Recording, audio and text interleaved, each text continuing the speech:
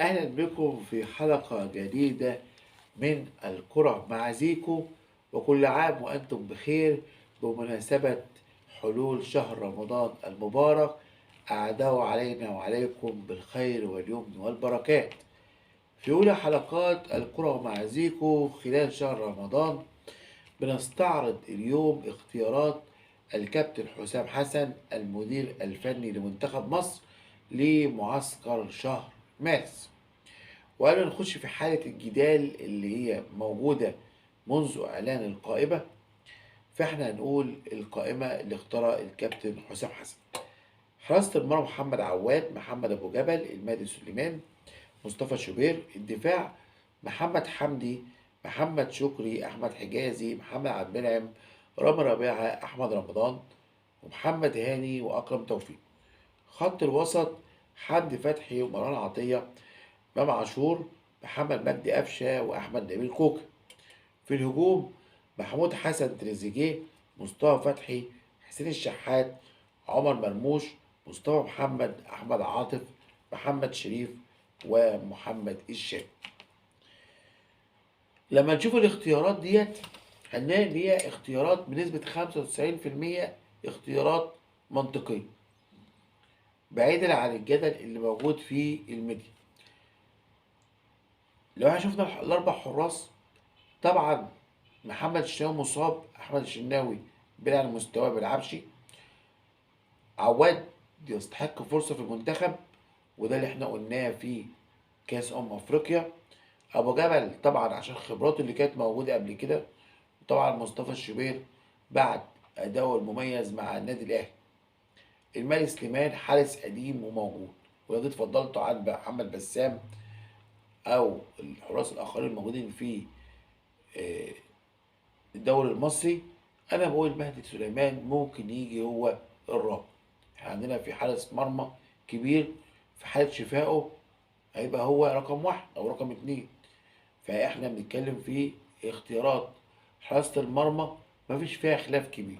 يعني اختيارات نقول كابتن سعفان الصغير مدرب حراس المنتخب مع كابتن حسام، انا بقول اختيارات منطقية وعادلة. محمد بسام بيلعب على مستواه. آه، مفيش حارس مميز في الموجودين على الساحة إلا اللي هم الأربع حراس دول. نيجي لخط الدفاع. خط الدفاع كله محمد حمدي، محمد شكري، أحمد حجازي، محمد عبد المنعم، رامي ربيعة، محمد هاني. الخلاف كله على أحمد في الميديا، أنا مش مختلف معاه، على أحمد رمضان بيكهام وأكرم توفيق. طب بيكهام هو ما خدوش أو ما اختاروش لاعب باك يمين، هو هيلعب مساك. ولو كان موجود ياسر ابراهيم ما هوش مصاب، ما اعتقدش اللي رامي ربيعه او بيكام كان واحد من الاثنين ما كانش هيبقى موجود معانا في المنتخب. هي قرارات مدير فني، من الاول للاخر هي قرارات مدير فني بلعيبه معين. فهو واخد بيكهام بحيث ان هو برضك بيلعب مساك وممكن يلعب باك يمين. محمد هاني واكرم توفيق، الخلاف اكرم توفيق طبعا الخلاف معاه ان هو ما بيلعبش كتير والكلام ده كله، لكن اكرم قيمه. طب مين اللي بره؟ في اتنين بره. الاتنين اللي بره عمر كمال عبد الواحد واحمد فتوح. نبدا بعمر كمال عبد الواحد. عمر كمال عبد الواحد من ساعه لما راح النادي الاهلي ما لعبش الا ماتش البلديه ومباراه، جزء من مباراه الزمالك الاخيره. لكن طبعا الاهلي كان بيلعب مع مديامه، وكان بيلعب مع شباب بلوزداد، ولعب مع الفرقه بتاعت اللي هي موجوده معاه في المجموعه. آه، فده طبعا كله طبعا ده عمر كمال ما كانش موجود عشان خاطر على عدم قيده في اللي هو القائمه الافريقيه، فده اثر. يعني طبعا النقطه التانيه الناس بتتكلم فيها خلافاته مع الكابتن حسام حسن قبل كده وابراهيم، وده هنشوفه قدام. لو عمر كمال عبد الواحد لعب واثبت اداء كويس وتمام تمام، ما اختاروش كابتن حسام وكابتن ابراهيم، يعني كده الموضوع دخل فيه خلاف شخصي. تمام. طيب احمد فتوح ماتش القمه مستواه سيء جدا، محدش يزعل من الكلام ده زي الاخوه الزملكاويه. مستواه سيء جدا، وبالتالي مستواه السيء دوت ادى الى عدم اختياره. وده ممكن يكون له دافع وحافز قدام في ان هو يرجع لمستواه مره تانية. احنا كنا بنعيب على محمد حمدي كمستواه في افريقيا، لكن احنا بنقول ده احسن وحشين. محمد شكري احنا قلنا لازم ياخد، الراجل ده لازم ياخد فرصه، وفعلا هو اداؤه مميز جدا مع السيراميكا كليوباترا واداء ثابت، فكان لازم يدخل المنتخب. فالاختيارات في خط الدفاع اختيارات منطقيه، مفيش فيها اي مشكله. نيجي لخط الوسط، حمدي فتحي، مروان عطيه، امام عاشور، قفشه، كوكا. طب حد يقول لي الخماسي بتوع النادي الاهلي دول، هل في حد منهم يفوقوا في المستوى؟ يعني هل في حد يفوق حمدي فتحي او يفوق مروان عطيه في مركز ستة؟ هتقول لي دونجا، اقول لك دونجا، يعني دونجا في ماتش الزمالك اللي فات ده يعني بيلعب قدام الثلاثي الاهلي ما لعبوش مع بعض قبل كده، وده اللي قلته في التحليل اللي فات. هل دونجا بقى استغل عدم تناغم الثلاثي في النادي الاهلي ده وقدر يقدم مستوى ومردود كويس؟ لا طبعا. فدونجا بعيد، دونجا بعيد جدا عن مروان عطيه وعن حمدي فتحي، وبعيد جدا عن اداء بعض اللعيبه اللي موجودين في مركزه في الدوري. يعني لو جبت هو وكريم نيدفيد، لا كريم نيدفيد ممكن يتفوق عليه. يعني ده ويعني ده برضك من ضمن الحاجات. فاستبعاد دونجا برضك استبعاد منطقي. طيب نيجي على الهجوم، تريزيجيه، مرموش، مصطفى فتحي، مصطفى محمد شريف، حسين الشحات، احمد عاطف، محمد الشامي. انا خلافي الوحيد مع الكابتن حسام حسن هو محمد الشامي. خلافي الوحيد مع الكابتن حسام هو محمد الشامي، ده خلافي معاه. ليه؟ لان محمد الشامي لو انا جيت شفت اداء مصطفى شلبي في ماتش الزمالك الاخير، لا، مصطفى شلبي يتفوق على محمد الشامي، فكان لازم مصطفى شلبي ياخد فرصه في المنتخب. يعني مصطفى شلبي كان لازم ياخد فرصه في المنتخب. في المقابل في لعيب في البلديه مهاجم واعد جدا هو حسام اشرف، برضه كان لازم ياخد فرصه في المنتخب. يعني كان في اتنين موجودين كان لازم ياخدوا فرصه، مصطفى شلبي وحسام اشرف لاعب البلديه. لكن ما دون ذلك الاختيارات منطقيه، اختيارات منطقيه. طب نيجي بقى للعيبه اللي هو الناس بتتكلم عليها. في اتنين لعيبه الناس بتتكلم عليها، عمر جابر، حسام عبد المجيد. عمر جابر طبعا هو كبر سن، ده والنقطه التانيه، ما احنا جربناه قبل كده في المنتخب، ما اداش مردود وما فيش فعاليه وما فيش. طيب حسام عبد المجيد كمدافع، هل هو يفوق احمد حجازي؟ لا. محمد عبد المنعم؟ لا. رامي ربيعه؟ لا. احمد عبد بكر؟ برضه لا. يبقى حسام عبد المجيد بعيد. وعندك قلنا ياسر ابراهيم لما يرجع طبعا هيبقى هو رقم واحد مع محمد عبد المنعم واحمد حجازي. يعني انت عندك ياسر ابراهيم ده لما يرجع، فحسام عبد المجيد بعيد. يبقى عمر جابر وحسام عبد المجيد ودونجا واحمد فتوح وعمر كامل واحد، لا الناس دي عايزه تشوف وضعها تاني وتراجع حساباتها تاني مره واثنين وثلاثه وتلعب وتبذل مجهود ويرجعوا لمستواهم تاني عشان يخشوا مع دول. دي الناس اللي موجوده. طبعا في لعيبه طبعا احنا اختياراتهم حتى مع روي فيتوريا، احنا قلنا الناس ديت اصلا راح منتخب ليه؟ يعني علي جبر راح منتخب ليه؟ احمد سامي راح منتخب ليه؟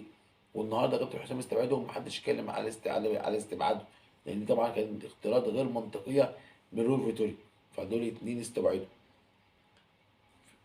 فدي يعني بقول ان الاختيارات كلها بتاعت كابتن حسام بنسبه 95% هي اختيارات منطقيه جدا جدا جدا، ما عدا اختيار محمد الشامي قد يكون صائب في هذا الموضوع. لكن احنا بنتكلم في العين من ضمن قائمه كامله، فليه احنا بقى بنعمل كل الكلام ده كله؟ دي نقطه. النقطه التانيه اللي انا عايز اتكلم عليها هو اللاعب المصري محمد صلاح نجم منتخب مصر ونجم نادي ليفربول الانجليزي. النهارده كابتن رؤوف حسن طلع ورمى الكرة في ملعب محمد صلاح، قال له خد الكرة بقى شوف انت هتشوطها ازاي. يعني رماها بمعلمة كده، قال لك والله اللعيب جاي من كان في اصابة وخارج من اصابة وعايز يعيد مستواه تاني وفورمته، فهو بناء على طلبه هو مش عايز يكون معانا في المنتخب ده أو في المعسكر ده عفوا، عشان هو يشوف وضعه ايه مع ليفربول وإعادة تأهيله والكلام ده كله. فاحنا كمنتخب مصر برضه كما كان خايفين على اللاعب واحنا مرحبين بيه، فبنقول له مفيش مشكلة خليك مع ناديك لغاية لما نشوف الدنيا هتمشي معاك ازاي. يبقى اذا الكورة اترمت في ملعب محمد صلاح، هيشوطها ازاي بقى؟ يعني الناس بالبلدي كده يعني ايه قدموا السبت. احنا مفيش مشكله بيني وبينك، سيبك من اللي كنا بنقوله في الاعلام والكلام ده كله، ممكن يكون شطت بهارات عشان الريتش ونعلي المشاهده والكلام ده كله، لكن احنا مفيش مشكله بيني وبينك. طيب محمد صلاح عمل ايه بقى؟ النهارده محمد صلاح شارك في جزء من لقاء ليفربول والسيتي، يعني معناه شبه جاهز. فممكن يكون من تفكير محمد صلاح والله انا في ظل الاصابه اللي جات لي انا مكاني في ليفربول اتاخد كتفكير، فعايز ارجع لمستواي تاني، فتاخد نص ساعه في تلت ساعه لغايه لما ابدا اساسي ماتش اتنين تلاته، رجعت جبت فورمات تاني ابدا افكر بقى والعب المنتخب. ممكن تفكيره يقول لك والله لسه راجع من اصابه هاجي المنتخب، ممكن اصيب تاني وسفر من لندن للامارات لمصر ما اعرفش لانجلترا تاني، وده اجهاد عليا ومع والعضله والفخده والكلام ده كله. فده ممكن يكون تفكيره. الايام هتثبت، الايام هتثبت ما بين موضوع محمد صلاح مع منتخب مصر الدنيا هتمشي معاه ازاي. طبعا الناس قالوا هو كابتن المنتخب، يعني الناس ما قالوش مثلا ده بالادميه والكلام ده كله، رجعت لي الادميه تاني ومين اقدم لعيب في المنتخب مين قال الكلام ده كله. الناس ما اتكلمتش، الناس بيقول لك ده كابتن المنتخب. فاصبح الكوره في ملعب محمد صلاح. دي اختيارات الكابتن حسام حسن لمنتخب مصر. اخيرا وليس اخرا،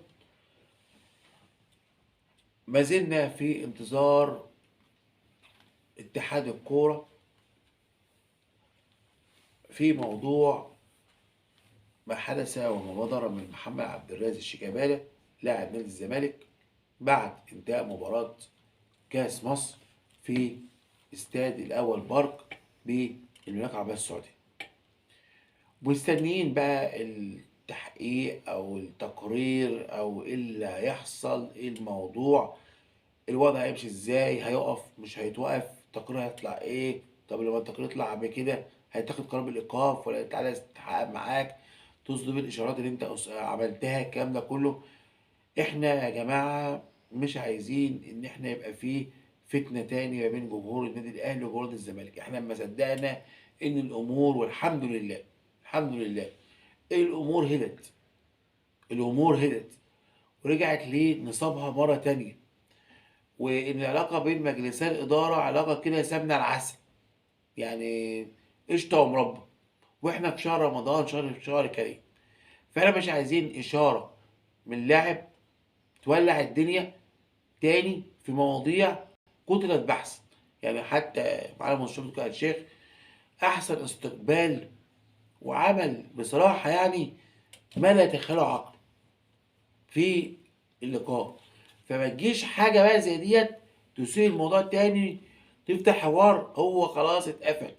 يعني عايزين الفتره الجايه كده ان يحصل لقاء ما بين الكابتن محمود الخطيب والكابتن تركي آل الشيخ بالبلدي كده، والموضوع يصفى ما بينهم هما الاثنين، وكده نقفل بقى الباب وكده الموضوع انتهى. هو الباب مقفول بس متقفل اكتر وخلاص الموضوع على كده. فما يجيش لاعب باشارات تولع الدنيا وتاج الدنيا. شفنا الملعب كان مليان، وده اللي احنا عايزينه في مصر. ان يحصل عوده للجمهور وعوده تاني في المدرجات باسلوب راقي وشياكه، لا في بذاء ولا في الفاظ ولا في والملعب تاني الملعب تتملى بال60 وال70 الف، 25,000، لأن مهما كان دي تجارة، بضاعة شغالة في يا جماعة، ناس بتكسب من ورا الموضوع دوت. ويمكن ده نفتح له مجال في الفترة اللي جاية دي يا جماعة استثمار موجود. فمبقاش إن في 22 لاعب بيلعبوا في ملعب وبيلعبوا قدام أسمنت بسبب سلوكيات لعيبة أو مجالس إدارة. مجالس إدارة خلاص الموضوع انتهى، مبقاش فيه لسه ديل في لعيبة أو في بعض الإعلاميين. فكل اللي نتمناه إن اتحاد الكورة ياخد بقى قرار وايقاف، او يطلع لنا يقول لي ايه الوضع بتاع شيكابالا ايه. هيقف زي ما انا جالي من المصادر الخاص بايقافه 8 مباريات، ولا المصادر الخاصه بتكذب علينا؟ احنا عايزين نشوف القرار. مستنيين قرار اتحاد الكوره في موضوع شيكابالا، مستنيين كوره احسن واسلوب افضل للرياضه المصريه في الفتره اللي جايه. كل عام وانتم بخير بمناسبه شهر رمضان الكريم. عاد الله علينا وعليكم بالخير والبركات في أولى حلقات الكرة مع زيكو. كل عام وأنتم بخير. ما ننساش نعمل شير ولايك وكل حاجة لإسعادكم جميعا وإسعادنا جميعا. شكرا لكم.